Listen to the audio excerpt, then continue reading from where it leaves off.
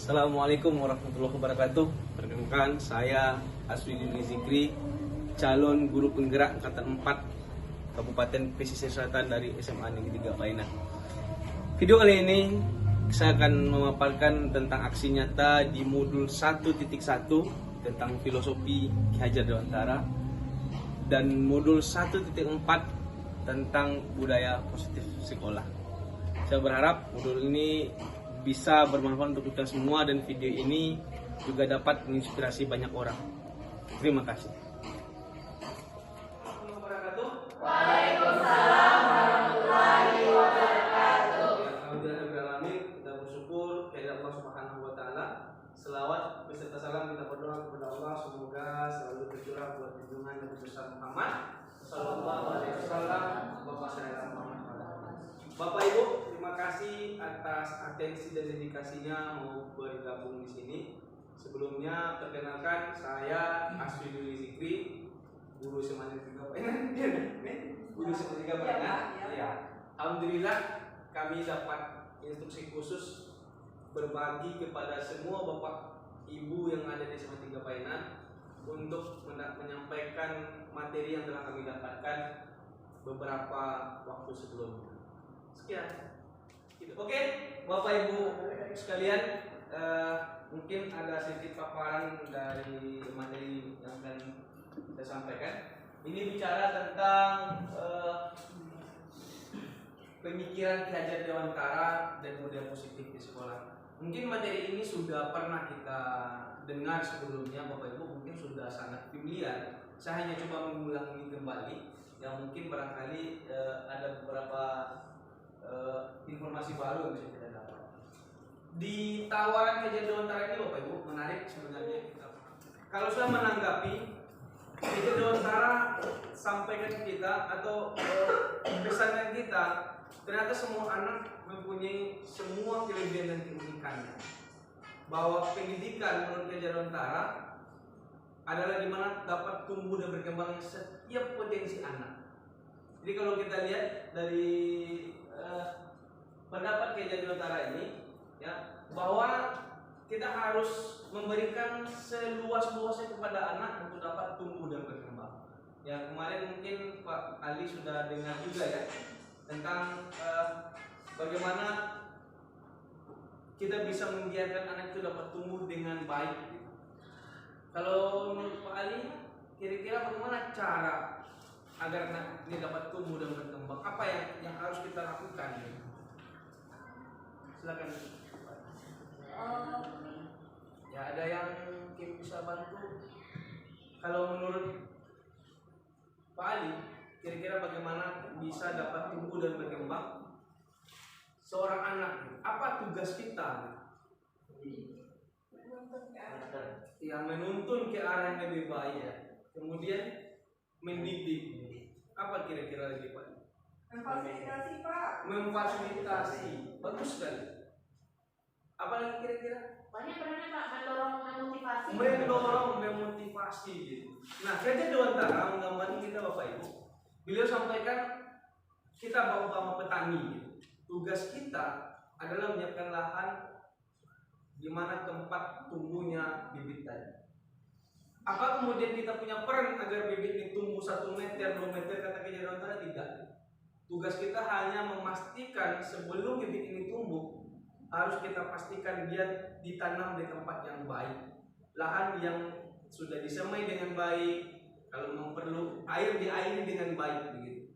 Nah, sehingga nanti ketika bibit ini unggul atau tidak unggul, tapi jika tempatnya baik, kata Ki Hajar Dewantara, maka dia akan dapat tumbuh dengan baik. Itu kira-kira yang saya tangkap dari pesan Ki Hajar Dewantara. Kita coba lanjut ke slide selanjutnya. Itu deh, namun kakaknya yang Kosong. Oke. Ini sangat familiar ya, bahwa kita diminta menjadi teladan. Saya menanggapi teladan ini, Bapak Ibu. Apa yang kemudian kita ucapkan itu menjadi tindakan kita. Kalau kita bilang anak-anak kalian harus disiplin ya, idealnya kita harus disiplin lebih dulu. Ya, kalau kemudian idealnya kita mau sholat tepat waktu. Sehingga ketika kita menjadi teladan inspirasi mereka, ya maka kemudian tentu mereka akan termotivasi dengan apa yang kemudian kita sampaikan. Ya, kemudian kita lanjut.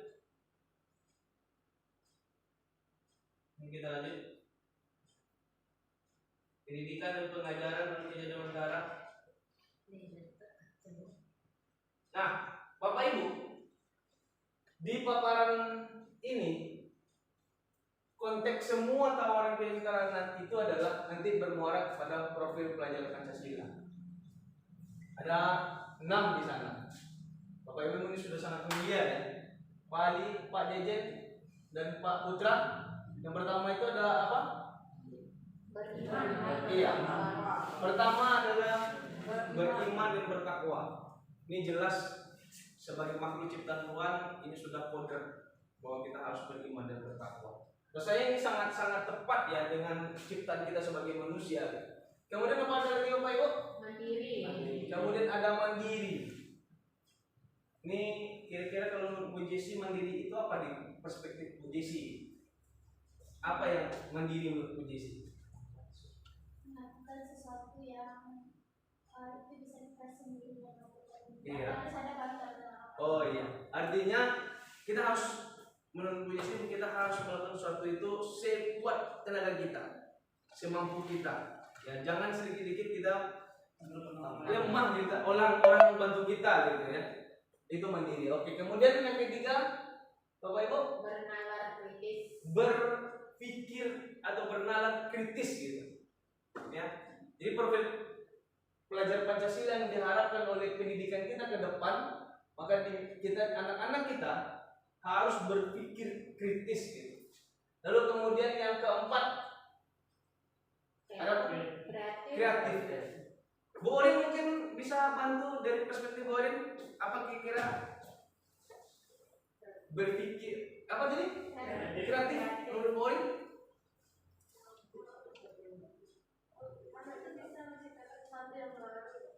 Pembaharuan ya maksud Bu Orin ya. Artinya ketika dia punya contoh mungkin handphone gitu ya, kemudian di tangannya handphone ini berubah menjadi sesuatu yang lebih berguna, bermanfaat gitu ya.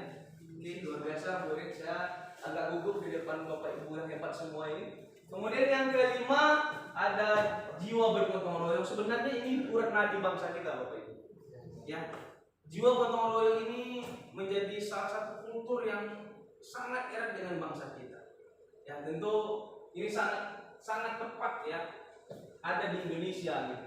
Kemudian terakhir berkebinekaan global. Nah Bapak Ibu, keenam ini yang kemudian diharapkan muncul kepada semua peserta didik kita, termasuk kita. Nanti muaranya itu dari usaha-usaha kita. Kita lanjut Bapak Ibu. Nih yang kita maksud tadi ini Bapak Ibu, ya pendidikan adalah tempat tumbuh dan berkembangnya bibit. Dimana kemudian nanti setiap anak pasti punya kekurangan. Ya setiap anak pasti punya kelebihan. Kita memandang Bapak Ibu, saya pribadi memandang setelah saya memahami materi-materi ini, saya sudah berubah pikirannya gitu. Bahwa setiap anak punya kelebihan dan keunikan. Jadi saya tidak bilang lagi anak itu punya kekurangan. Saya sepakat dengan diri saya bahwa setiap manusia diciptakan dengan sangat sempurna. Maka kalau terdapat kekurangannya, mungkin bagi saya itu adalah uniknya gitu. Ya, sehingga kemudian saya tidak lagi menjudge anak itu yang bodoh, yang apa begitu. Ya, tugas saya adalah mengembangkan kodrat baik atau potensi baiknya. Saya fokusnya di sana Bapak Ibu. Ya. Ini bisa kita baca bersama Bapak Ibu. Ya. Keluarga menjadi faktor penting di sini. Nah, ini tujuan pendidikan yang dimaksud oleh Ki Hajar Dewantara Bapak Ibu. Ya. Menuntun segala kodrat baik yang ada pada anak agar mereka dapat mencapai semua mimpi-mimpinya, semua cita-citanya. Kemudian kita lanjut di profil tadi. Ini nilai-nilai dari guru penggerak Bapak Ibu, mungkin bisa kita baca. Ada 5 ya. Mungkin Bu Jesi bisa bantu kami. Ada apa Bu Jesi? mandiri, Ya, efektif, ya, inovatif, terus iya. Ya, dan terakhir adalah berpihak pada murid. Dari 4 ini Bapak Ibu, fokus kita ada muaranya ke sini, berpihak kepada murid. Nilai guru penggerak yang dimaksud adalah nilai guru untuk seluruh guru-guru Indonesia. Jadi mimpinya Mas Nadiem itu sekitar tahun 2023 itu sudah 60% guru atau tenaga pengajar di Indonesia sudah menjadi guru penggerak. Maksudnya yang sudah memiliki nilai-nilai ini gitu.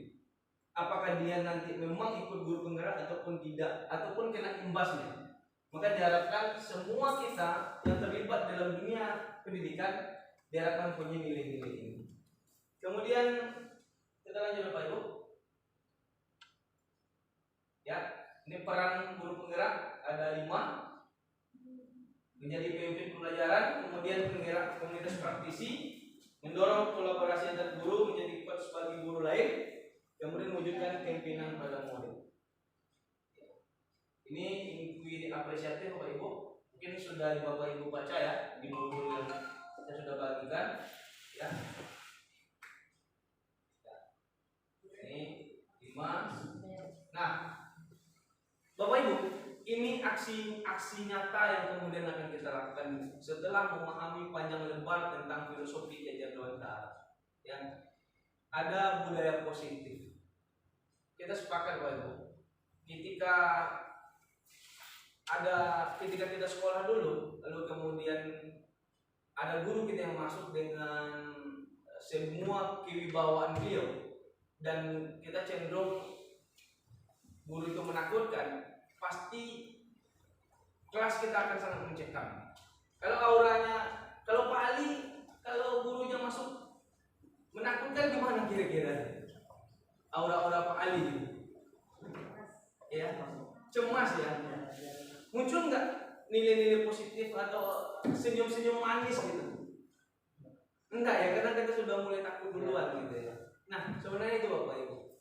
Pertama harus kita hadirkan peserta didik kita adalah bagaimana menumbuhkan nilai-nilai positif dalam tubuhnya. Ya, kalau kemudian kita mulai mengancam, ya anak-anak masuk, mereka ada takut kan? Ya. Kira-kira bahagia nggak mereka? Tidak ya. Maka pertama ya harus kita berikan nilai-nilai yang mereka dapat bertumbuh dan berkembang sesuai dengan potensi yang Bapak Ibu. Nah, sebenarnya menarik nih di sekolah kita ini Bapak Ibu, sekolah asrama. Kita banyak temukan kasus-kasus di lapangan. Apalagi Bapak Ibu yang juga berkecimpung di dunia asrama ya. Tentu sebelum-sebelumnya Bapak Ibu sudah mendapatkan kasus nyata di mana anak-anak yang keluar dari koridor, ya, anak-anak yang keluar dari aturan, tentu ada Bapak Ibu proses. Ya. Bisa nggak Bapak Ibu cerita kira-kira kasus apa yang pernah Bapak Ibu rasakan dan Bapak Ibu tanggapi gitu? Sepertinya Bu Orin mau ceritain. Silakan Bu Desi, kira-kira kasus apa yang pernah Desi lakukan? kalau Desi sendiri itu kasusnya kan, apalagi sekarang ini Desi peminangan itu lebih banyak kelas 3. Iya. Kelas 3 itu bulan Februari itu, kelas 3 ini kan jadwalnya sekarang ini sekolahnya padat. Ada pembelajaran, ada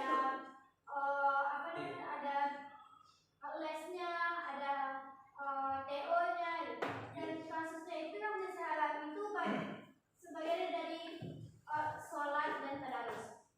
Kan di asrama itu ada tadarusnya sesudah subuh dan sesudah maghrib. Dan anak-anak ini kebanyakan kalau sesudah maghrib itu udah ada atur jadwal dan keyakinan di asrama itu, antar jadwalnya itu mereka sendiri yang buat. Iya. Kalau di tadarus subuh itu jam 5.50. Iya. Kalau maghrib itu jam 18.20. Nah, ini ternyata anak-anak ini masih banyak yang melanggar masih banyak yang melanggar, sedangkan mereka pun sudah membuat surat perjanjian, sudah ada aksennya,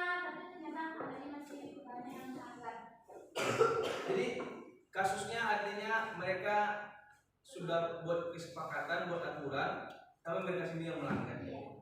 Kira-kira apa tindakan Ibu Jesi ketika mereka melakukan pelanggaran tersebut? Kalau masih dalam proses sekarang ini masih proses Pak, itu kalau dia sedang melakukan tindakannya, saat ini dia panggil anak yang melanggar itu, dia tanya apa masalahnya Anda, tidak terus, apa masalahnya Anda tidak sholat berjamaah. Tanya dari kan anak muda sekarang kan kita pernah muda juga Pak, alasannya Semuda masih juga masih muda ya? Masih anak dua maksudnya. pasti ada alasannya gitu Pak. Iya, betul. Bilang apa olahraganya lambat, Iya. bilangnya lesnya lambat, Iya. atau udah capek. Apakah ada hukuman untuk mereka yang melanggar? Kalau dengan hukuman, kalau di sekarang masih proses itu, pertama yang 1 kali masih dinasihati, Iya betul. cukup kedua kali dikasih poin, cukup ketiga kali kembalikan sekolah. Oh begitu. Nah Bapak Ibu, ini menarik. Kasus yang ditangani oleh Bu Jesi ini, saya melihat sebelum saya bicara tentang satu metode menyelesaikan kasus, beliau ternyata sudah lakukan. Ya, di Guru Pengira Bapak Ibu saya dapatkan namanya segitiga restitusi, di mana itu salah satu metode untuk menyelesaikan kasus. Nah Bu Jesi sudah masuk, memang betul Bapak Ibu apa yang disampaikan Bu Jesi.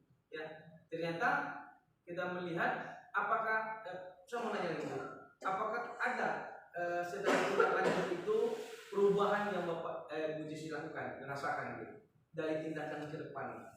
Alhamdulillah sudah berangsur lambat. Iya. Berarti sudah ada rasa perubahan ya. Sedikit. Iya. Nah Bapak Ibu, di segitiga restitusi menyelesaikan kasus ini Bapak Ibu, kita tidak boleh memberikan hukuman. Ya, kita tidak boleh menghakimi dia. Nah, lalu bagaimana ketika ada anak yang kemudian keluar dari aturan begitu? Maka kalau di kelas ada namanya keyakinan kelas. Kalau di sekolah ada namanya keyakinan sekolah berarti. Nah, kita saya kebetulan Filipinus juga Bapak Ibu. Kita di sekolah sebenarnya sudah membuat keyakinan itu Ibu Mega. Nah, jadi di OSIS dulu ada namanya tata tertib. Nah, tata tertib itu tahun-tahun sebelumnya itu lahir dari putusan sekolah kemudian ditandatangani oleh Pak Bupati waktu itu. Tetapi ketika kita menyampaikan ide kepada wakil kesiswaan, bisa enggak aturan-aturan ini yang sudah dibuat kita sepakati dengan siswa? Ya, jadi poin-poin yang lain ini di aturan kita itu setelah melewati kesepakatan dengan perwakilan siswa, melewati FPK. Nah, makanya ketika ada kasus anak katakan belajar lambat, dia dengan sadar bahwa dia tahu dapat poin 1 karena mereka sudah sepakat untuk dapat poin 1. Ya, ketika dia tidak hadir di kelas, dia sudah tahu dia bakal dapat poin 5 karena mereka telah menyepakati sebelumnya. Jadi artinya hukumannya itu mereka sepakati gitu. Jadi ketika kita biasanya selama ini anak ini salah, lalu kemudian insting kita saja, kamu salah, kamu harus gini, kamu harus gitu gitu. Nah, di segitiga restitusi tidak boleh lagi Bapak Ibu. Kesalahan-kesalahannya mungkin di asrama bisa kita angsur-angsur merubah. Saya dulu pernah jadi pimpinan asrama Pak. Ya. Saya pernah menjadi pimpinan asrama. Salah satu hal yang saya lakukan jadi pimpinan asrama adalah mengumpulkan perwakilan masing-masing kamar ya bersama pengurus asrama. Waktu itu di ruangan Pak Dedel ya bersama dengan pembina asrama putri. Ibu Jesi masih ada belum ya? Jadi saya melakukan mengulang ke mereka menyepakati poin-poin di asrama. Poin-poin di asrama kita tahun-tahun sebelumnya kan tidak sesuai lagi dengan kondisi sekarang gitu. Katakanlah dia harus hadir jam sekian untuk sholat. Ternyata waktu itu kan berubah. Dia kalau tidak hadir di masjid jam sekian, maka nanti ada sanksi gitu. Sekarang waktu sholat sudah bergeser gitu, maka tentu itu harus disesuaikan. Mungkin ini bisa Bapak coba ulangi lagi untuk menyepakati dengan siswa. Kalau you terlambat ini, poinnya segini. perlu nggak kira-kira sepakat atau nggak perlu aturan gitu. Jadi kita di sekolah telah lakukan itu apa Ibu? Jadi ya, poin-poin yang ada hari ini di sekolah standarnya mereka kan kalau dia dapat poin 100 mereka dikeluarkan. Bapak Ibu, di sekolah kita sama 3 mainan kalau nanti mereka dapat poin 100 maka mereka dikeluarkan. Rentang poin pelanggaran dari satu ke pelanggaran selanjutnya itu terus kita tambahkan. Nah, besar poinnya itu disepakati. Ada beberapa aturan yang kita tambah, ada beberapa aturan yang kemudian kita kurangi sesuai dengan kondisi. Mungkin saya berharap Bapak Ibu ini bisa kita pahami bersama karena penting untuk mereka agar dapat berkembang gitu. Karena di segitiga situs ini Bapak Ibu intinya saya menangkap adalah kita sedang tidak fokus ke masalah yang mereka lakukan. Fokus kita adalah bagaimana dia bisa lebih baik ke depan agar dia kembali ke kelompoknya menjadi pribadi yang lebih kuat gitu. Tapi kalau kita masih kejar salahnya, kita hukum di salahnya, oke. Mungkin mereka bakal menyesal pada waktu itu, tapi akan muncul ego-ego baru untuk mereka melakukan kesalahan. Ya, saya sering pagi siang-siang itu dulu Pak Ibu ini cerita dikit. Ketika mereka terlambat, itu saya kumpulkan, saya suruh lari lingkaran gitu. Ya, itu menakutkan Bapak Ibu. Apa yang terjadi? Tidak ada lagi yang terlambat dan tidak ada kawan yang terlambat. Efek jerahnya lama sekitar seminggu. Seminggu lagi ada lagi 1-2 orang. Setelah saya dalami, saya pikir OSIS itu 3 kali seminggu Pak Ibu. Ternyata jadwal soal piket itu diingat anak-anak bahwa dia tidak boleh terlambat pada saat saya piket OSIS. Tapi ketika saya tidak piket OSIS, mereka melakukan hal yang lebih parah. Dan yang saya pikirkan adalah mereka tidak hanya sedang jera atau paham bahwa terlambat tidak boleh, tapi mereka berpikir bagaimana caranya dia tetap terlambat tapi tidak ketahuan. Makanya cara-cara penghukuman seperti itu mulai hari saya sudah boleh mengurangi saya tidak lakukan lagi. Tetap ada pembinaan. Kalau kemudian hukuman sejauh itu disepakati itu kita tetap jalan, tapi tidak instan dari saya harus kamu God ya, kamu harus bisikan misi ya enggak. Mungkin itu Bapak Ibu. Oke Bapak Ibu, kita sudah berada di ujung pertemuan pengimpasan ini. Saya tentu menyampaikan banyak terima kasih dan menyadari bahwa apa yang saya sampaikan jauh dari kata sempurna. Jujur kami dan saya berdiri di sini tidak sedang mengajarkan Bapak Ibu, tapi hanya menyampaikan materi yang kami dapatkan. Itu berharap ke depan Bapak Ibu menjadi dan saya menjadi aktor utama di dunia pendidikan untuk merubah pendidikan kita menjadi merdeka belajar sesuai dengan yang diharapkan oleh pemerintah.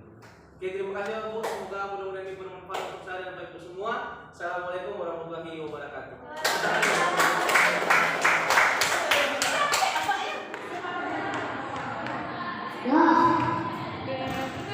Ya, kita lanjut kepada kelompok kelompok 4 ya. Ya, silakan kelompok 4 maju ke depan. Kelompok 4, kelompok 4. Ya. Kelompok berapa? 4 ya. Ya, kelompok aku di kelompok 4. Ya. Ya. Ya, kelompok ini silakan diambil. Wah, di sini ada. Seperti itu kelompok 4 dapat pertanyaan modul 1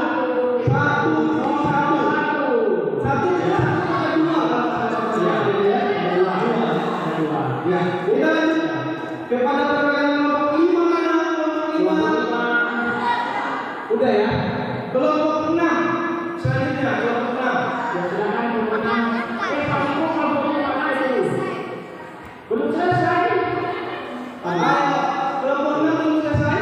Ambil saja dulu.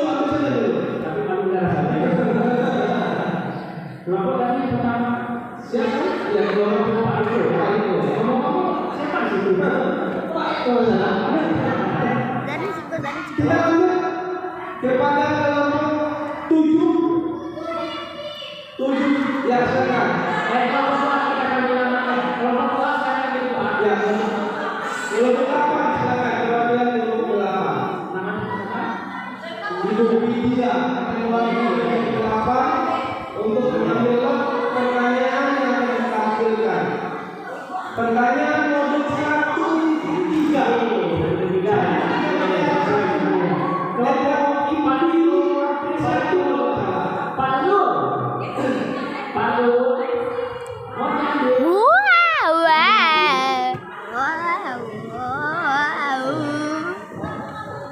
Yang kedua ya, Bapak kelompok 6 ya. Kita kelompok berapa?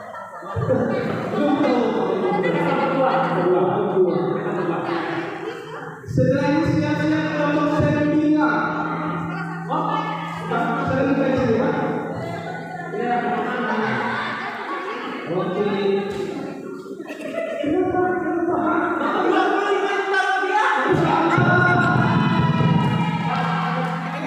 Selamat. Pertanyaannya adalah modul 1 nomor 2. Kemudian nanti nomor 9. Perwakilan nomor 9. Kita siap sertifikasi ya. Karena ada orang di sana. Bisa kalau capek-capek. Bilang apa yang dapat? Kelompok 9. Ya, tepat sekali. Modul 1-4. Oh, modul 1-4 itu adalah sertifikat restitusi. Persoalan kasus yang paling dulu. Selamat ya.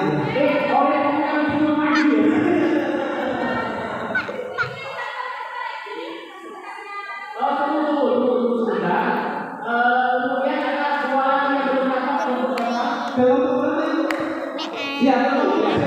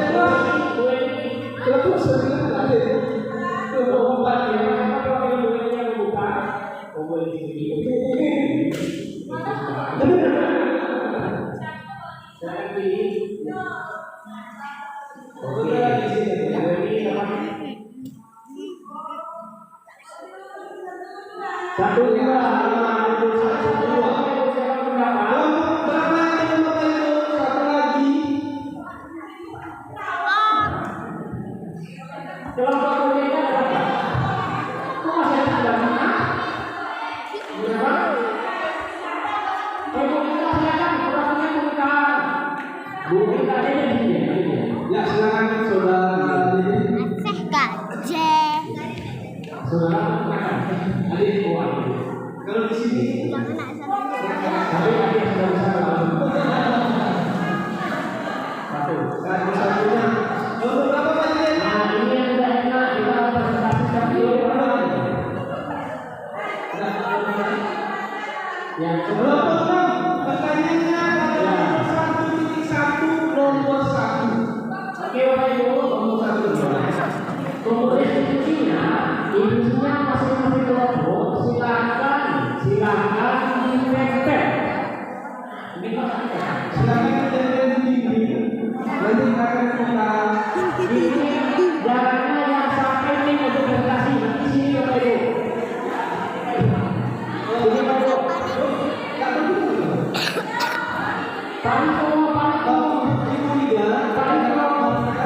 Sholat untuk menempel di dinding. Nggak apa-apa. Bos kita banyak untuk bayar itu.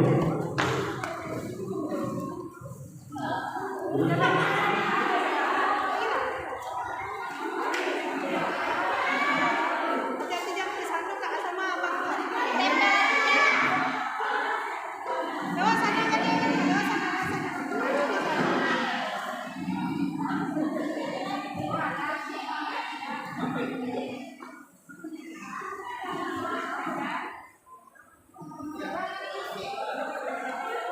Pak Deden untuk menentukan siapa yang tampil bagaimana teknisnya? Kita sesuaikan dengan kolaborasi yang ada dengan kelompok. Ya, maksudnya apakah kita pilih yang bersangkutan dari tampil satu atau seluruhnya yang tampil dua? Banyak.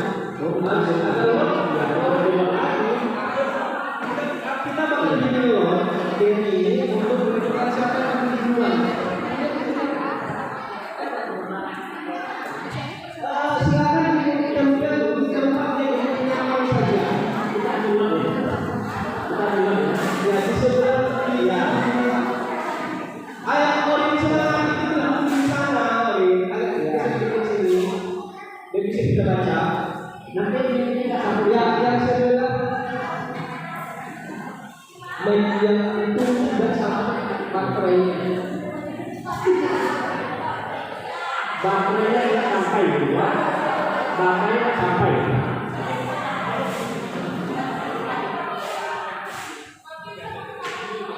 Apakah boleh juga boleh, tapi tak semuanya.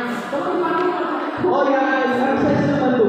Ini yang luar biasa untuk Bogora ya, yang aktif. Ya, kelompok berapa itu ya? Sebagai luarnya kali kita dahulukan Bogora yang aktif. Ya. Ya, sebagai luarnya aktifnya kita kasih tampil pertama di Bogora. Ya, Bogora panjang. Kemudian maksudnya kita tahu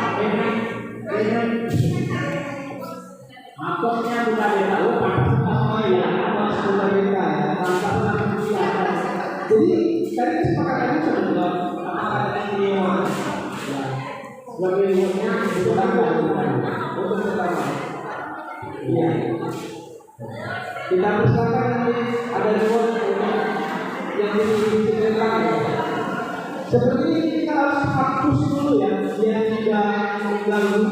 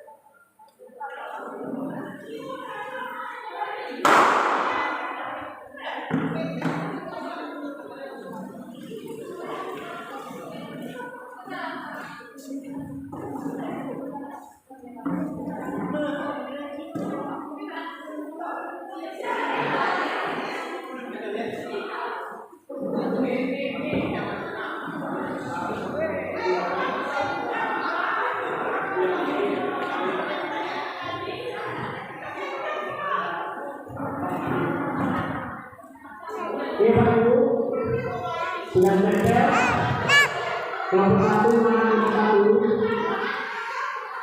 kelompok dua,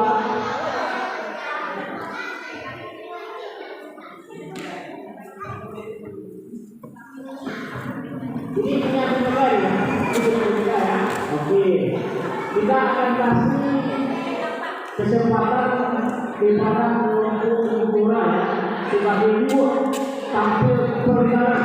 Karena tidak kreatif menjadikan cepat pemasangan jamnya. Oke.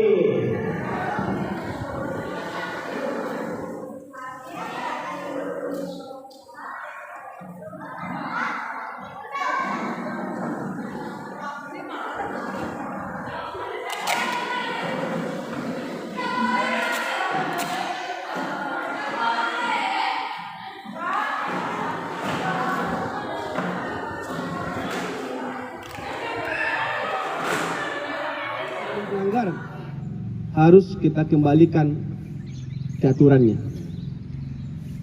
Untuk kelas 10 dan kelas 11 momentumnya ada di bulan-bulan ini. Momentum kelak ketika berada di kelas 12 kita mau perpisahan di bulan-bulan Maret pertengahan, Anda tidak bingung lagi harus mengisi apa.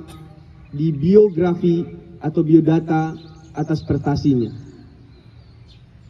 Besok kan ada tuh kelas 12 akan dibuatkan nama anak dari siapa dan prestasi yang pernah diraih.